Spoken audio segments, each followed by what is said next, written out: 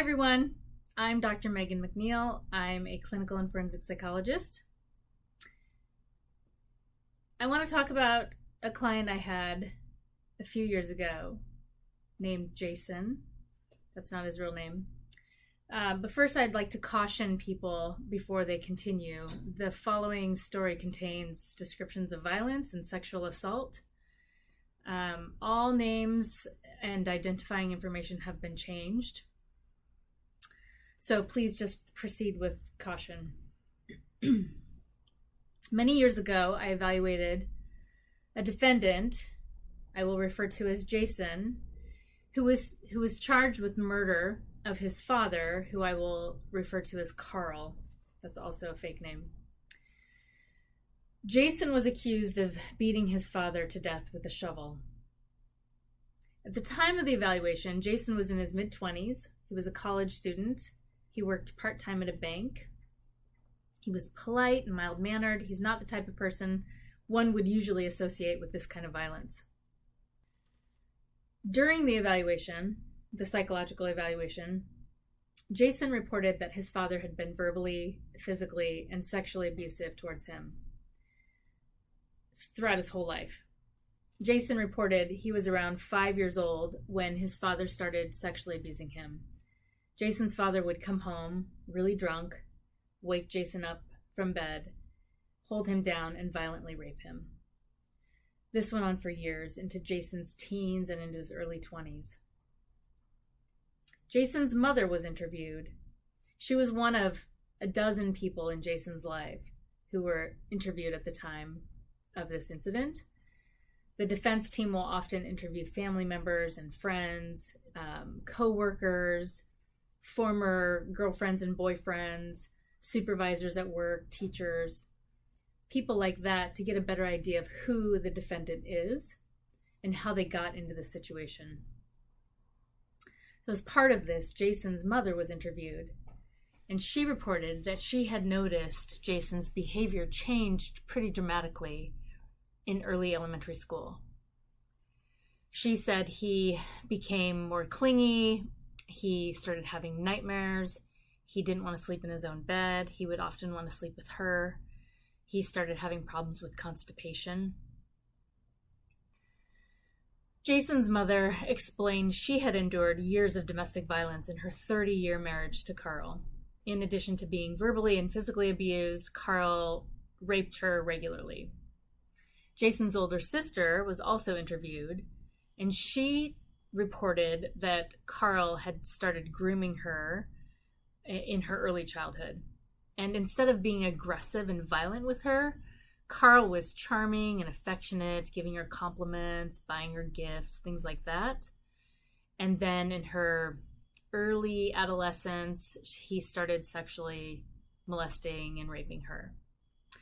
And Jason's sister reported to us that she viewed Carl, her father, as a boyfriend rather than as her father. That she felt romantic love towards him. She saw him as her very first boyfriend. The defense team also interviewed neighbors about what they noticed in this family over the years, and they reported hearing Carl swear at Jason, call him nasty names like piece of shit and dumb fuck. Some neighbors saw some signs of physical abuse, like bruises on Jason and his mother. One of Jason's coaches reported that he had to tell Carl he could no longer come to any of the games because Carl was so verbally abusive to Jason during and after the games. Carl would sit in the stands and scream insults at Jason for every mistake he made, and then berate him viciously after every game. In his teens, Jason was forced to take fishing and camping trips with his father. And on these trips, Jason's dad would give him alcohol and then sexually abuse him. Jason recalled many times when he was drunk and passed out, and he would wake up as his father was raping him. This happened throughout his teenage years and into his 20s. So Jason had this terrible secret nobody knew about. At school, he was seen as a smart and polite kid. He got along with teachers and students. He was a hardworking student who got good grades. He was a strong athlete who lettered in several sports. But at home, Jason was being severely abused almost every single day. A former girlfriend of Jason's was interviewed by the defense, and she described him as a nice guy, though she also felt distance in their relationship. Like, she never really got to know who he was. Despite trying to get emotionally close to him, she felt like he always held her at arm's length. And this is common in people with trauma histories, where they are too ashamed to share their abuse history, and so they always hold part of themselves back. People don't really ever get to fully know who they are. They don't feel like they can be vulnerable enough in relationships. So there's always that distance there, and people feel like, I never really got to know this person. And that's what the girlfriend was explaining about Jason. He was a nice guy, but she always felt like the relationship never went beyond the surface level. As Jason got older, he tried to get away from his family by going away to college in another state. And then his mother became sick with cancer. Jason's father was uninterested in being a caregiver and essentially abandoned Jason's mother.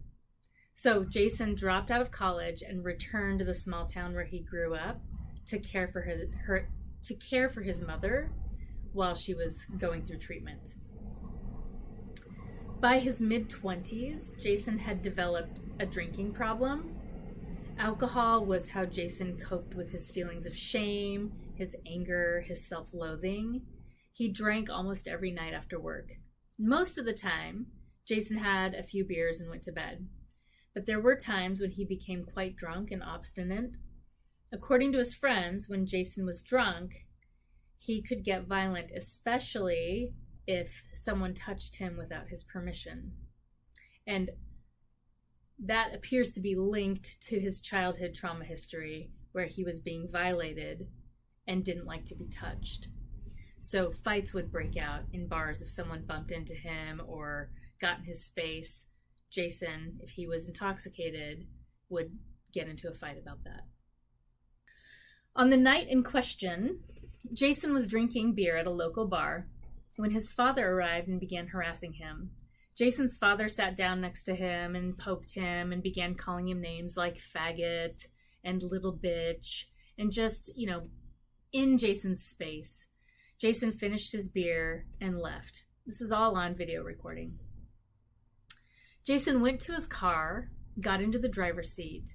His father had followed him from the bar and got into the passenger side of the car and wouldn't get out. Jason repeatedly told his father, "Get out of the car, I'm going home, just leave me alone." Jason's father ignored him, and Jason decided, fine, I'm driving home, and he's coming with, I guess. As Jason drove home, his father started punching him and grabbing at his crotch. When Jason pulled up to his house, he got out of the car and began running to his front door. His father came around and tackled him from behind. And Jason describes this struggle as his father's wrestling him to the ground, and his father was trying to pull off his pants at the time. Jason was able to free himself, and he grabbed a shovel that was leaning next to the house and hit his father over the head with it many times. He then threw the shovel down, goes into the house, and he passes out, goes to sleep, doesn't realize that his dad is dying on the front yard. Neighbors heard the commotion, and they called 911, and police arrived to find Carl dead in the front yard. Jason told the officers that he thought he had knocked his father out and didn't realize he was dead. They had had physical altercations in the past where this had actually happened, where he and his father fought, and Jason was able to overcome his dad, and then his father was fine. But in this case, his father died. Jason was charged with murder, and he was held in county jail for 2 years waiting for his case to go to trial. Jason's defense attorney told Jason that the prosecutor would portray him as a violent alcoholic during the trial. Jason was terrified of being found guilty of murder. which carries a life sentence. To avoid trial, Jason agreed to a manslaughter conviction, and he took an 18-year sentence in prison. Jason will be in his mid-40s when he's released from prison. I am wondering what people think about this case, how you might have responded if you had been in Jason's situation, what you think about whether or not justice was served in this case. If you would like to leave a comment, I would appreciate it. If you want more of these videos, please like or subscribe, and I will keep the stories coming. Thank you for watching.